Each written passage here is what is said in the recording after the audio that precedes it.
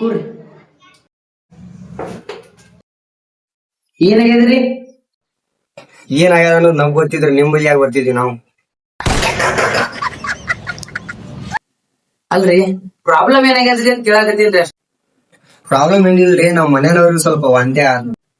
ವಾಂತಿ ಬಾಳ ಎತ್ಕೊಂಡದಾರ ಇಂತದ್ರಾಗ ಬರೀ ಕಣ್ಣು ಮುಚ್ಚಿ ಹೇಳ್ತಾರ ನೋಡಿ. ಇದೇನ್ ದೊಡ್ಡ ಕೇಸ್ ಏನ್ರಿ? ಕಣ್ ಮುಚ್ಚಿ ಹೇಳ್ತ ನೋಡ್ರಿ. ಕೈ ಕೊಡ್ರಿ ಅಕ್ಕ, ಕೈ ಕೊಡ್ರಿ.